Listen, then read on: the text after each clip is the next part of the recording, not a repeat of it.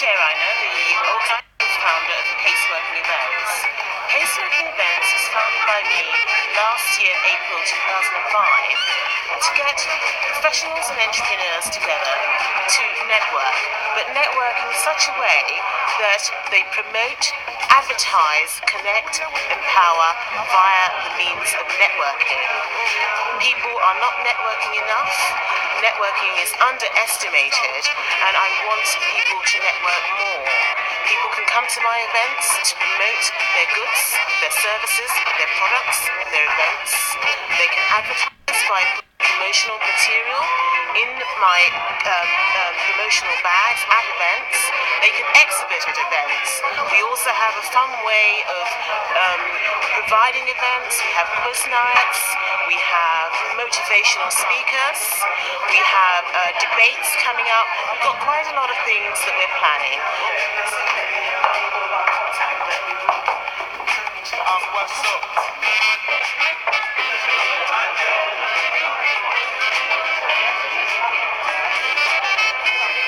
I was approached by Guinness Nigeria Limited to Guinness Africa, to use a character that existed in the commercials and then broaden that character into a film. And so I started thinking about what kind of story I could write. And I wanted to write a story that was inspirational to Africa, kind of story that kind of worked on the spirit of Africa, or kind of celebrated the spirit of Africa, I should say. And that's like Critical Assignment came about. Shot in 5 different African countries: South Africa, Cameroon, Kenya, Nigeria, and Ghana.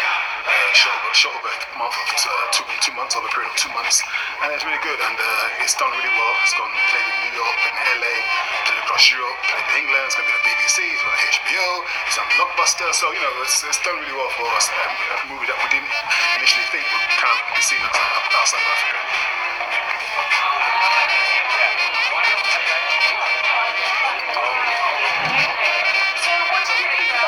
Oh, fantastic.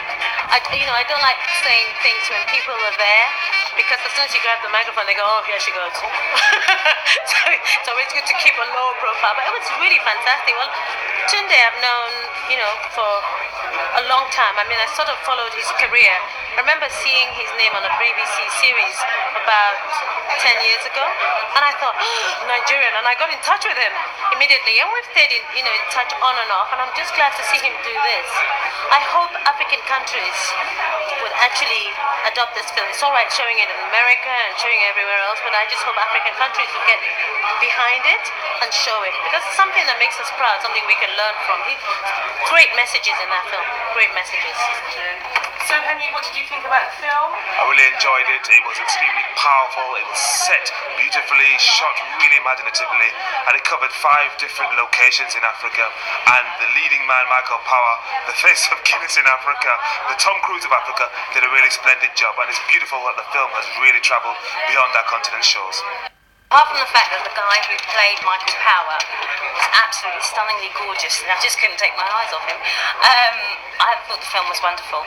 Tunde is a friend of mine, and I really respect his writing, and I think it was great, a great subject matter, and definitely something that needs to be exposed to the world. They need to know what's going on, and I think we're very insular sometimes when we live on an island, and we really just we're not cognizant of what's going on in other continents. And to what extent, and the fact that we're talking about water, I found that really moving, because how people can't have clean water in the 21st century is absolutely, it's a travesty, isn't it, really? So, great movie, great message, you feel very uplifted, and it's entertaining, and there's lots of eye candy, so it's great.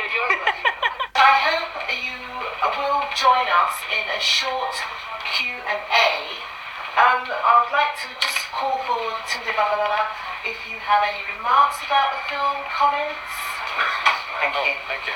Stephen Conversi. Hi. Why did you use Michael Powers' name? Michael, during the last 5 years, is actually the face of Guinness. Guinness, there's no coincidence. He's actually the commercials, so we decided to use him because he's already popular. He's the guy that can't walk down the street, any street in Africa. It's Tom Cruise of Africa, so we thought, why not tap into that? The thing about it is is that when you, and that was another way of kind of getting Guinness to sponsor the movie. Because the other side, should have people drink Guinness. Coincidence calling the villain of the film Ojukwu.